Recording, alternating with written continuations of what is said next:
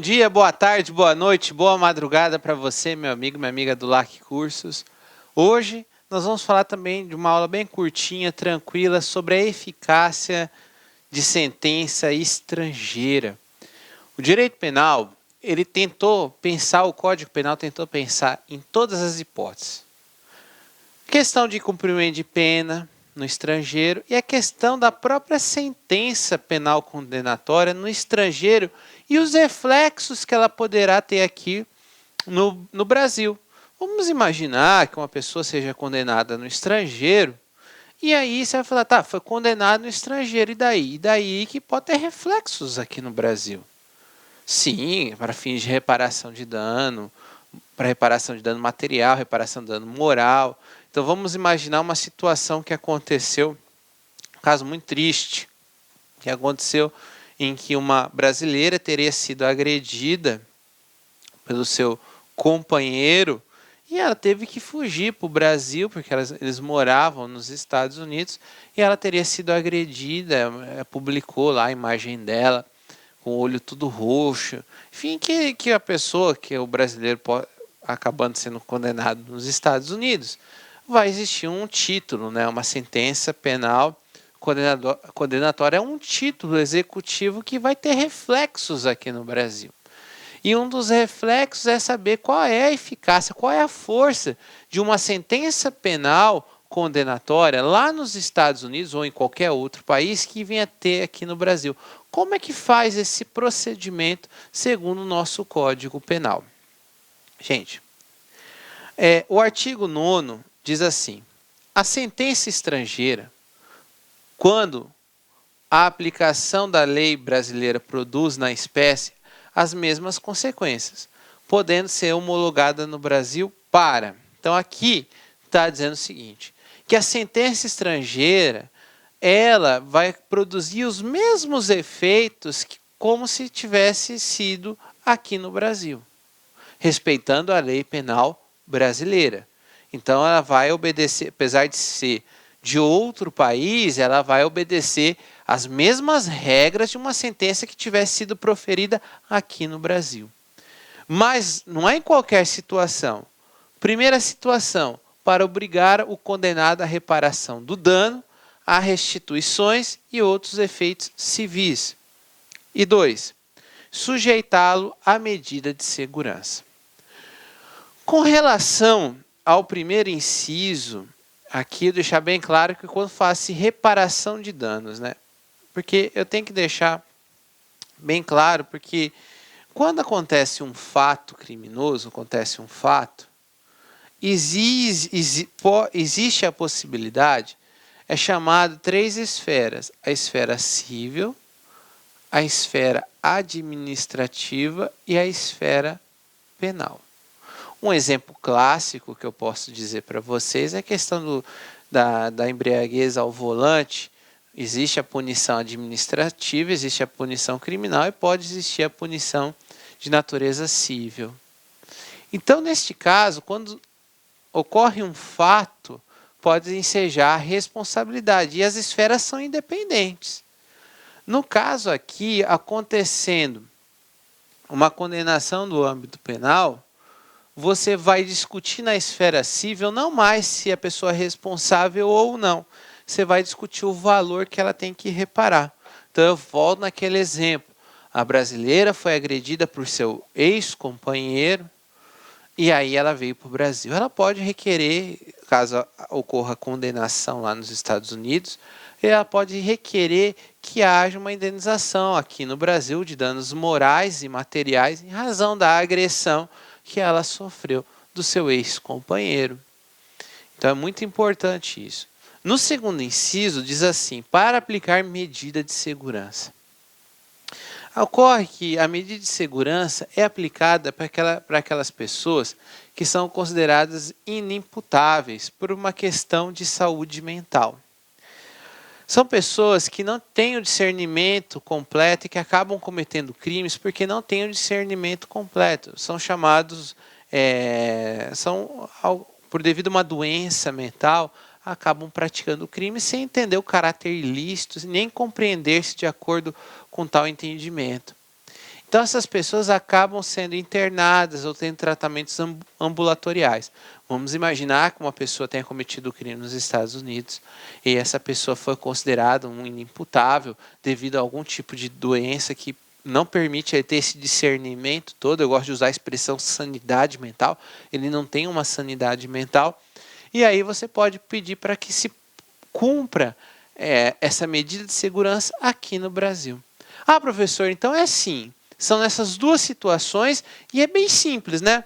O sujeito vem, ele vai chegar com a sentença na frente do juiz e vai dizer assim, executa, é isso? Não, não é assim. O parágrafo único traz o procedimento, a forma como vai ser homologada essa decisão do estrangeiro aqui no Brasil.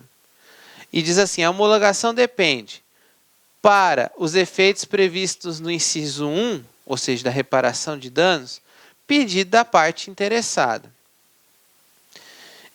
E letra B, a linha B, para os outros efeitos da existência de tratado de extradição com o país cuja autoridade judiciária emanou a sentença, ou na falta de tratado de requisição do ministro da Justiça. Então tem que, no primeiro caso, o pedido de homologação parte da pessoa interessada.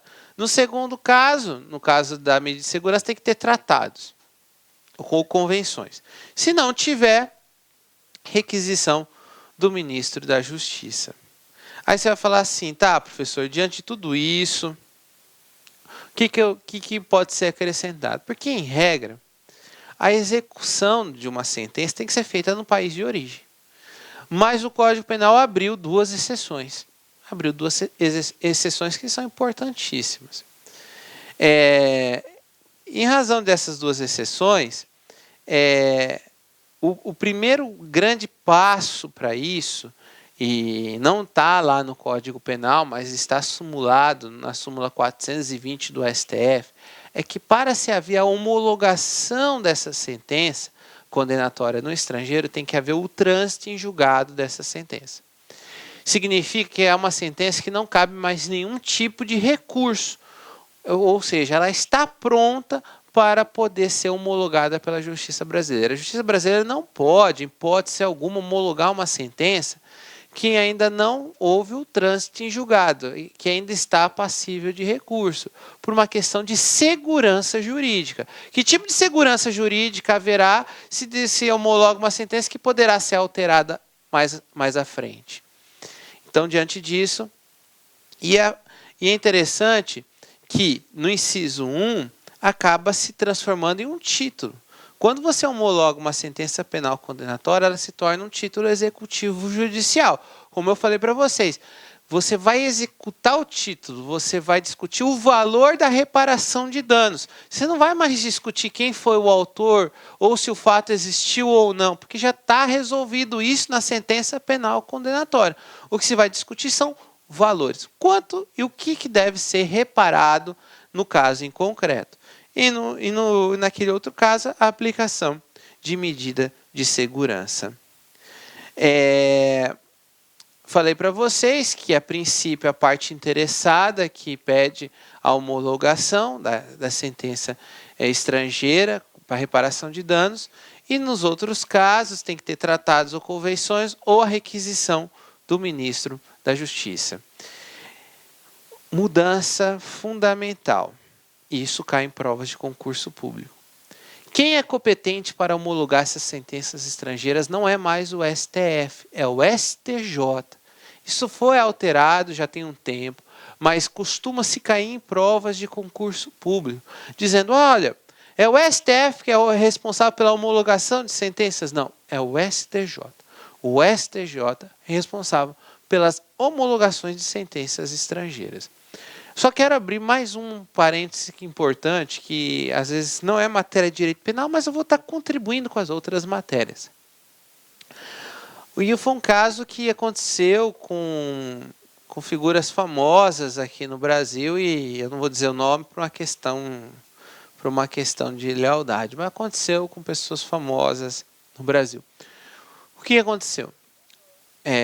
Foram para Las Vegas, fizeram várias dívidas de jogo e, consequentemente, voltaram para o Brasil. E dívida de jogo, segundo o Código Civil, não é possível de ser cobrada, porque não é aceito a prática de jogo aqui no Brasil. Mas, de maneira excepcional, foi decidido que, se for feita dívida de jogo no estrangeiro, a sentença poderá ser executada aqui no Brasil. Tá? De maneira excepcional. Por quê? Porque para o brasileiro não ter aquela fama de caloteiro e não ter aonde resolver. Porque é muito fácil você chegar em Las Vegas, fazer um monte de dívidas, com hotéis, com tudo, e falar, não vou pagar porque é dívida de jogo e meu país não autoriza isso. Para manter-se as relações e a segurança das relações entre os países, permite-se a execução de sentença oriunda de dívida de jogo. Tá certo? Só fica essa anotação que é importante. E aí essa imagem bonita, eu não sei, mas durante a minha preparação para concursos, eu me sentia muito assim, muito mesmo, mas eu não me sentia na montanha, cabisbaixo. Muitas das vezes eu deitava, eu fico imaginando a cena, eu me deitava na minha cama, olhava para o teto e falava assim, meu Deus, eu não estou saindo do lugar, são tantos anos estudando e parece que eu não estou crescendo, parece que eu não estou conseguindo atingir. Mas eu sempre conversava com Deus e sempre minha conversa sempre foi muito íntima com Ele. E aqui essa mensagem diz assim, Deus te ouve nas horas que o teu silêncio fala mais alto que a tua voz. E é interessante porque quando eu vi essa imagem, eu falei, não, eu tenho que compartilhar com os meus alunos. Porque naquele meu quarto, que eu olhava para o teto, eu não conseguia falar um A em voz alta. Tudo vinha do meu coração. Às vezes desciam lágrimas, falando, poxa, cara, eu não estou conseguindo, o que está acontecendo comigo?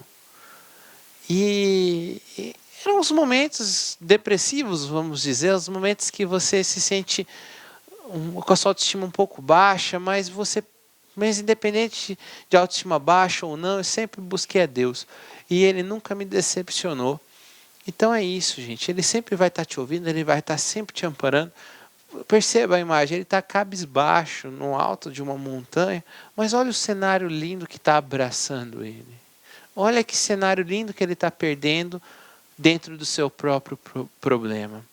Então a solução era sempre buscar, erguer a cabeça e outro dia era um novo dia para trabalhar e vencer. E é isso que eu desejo para vocês.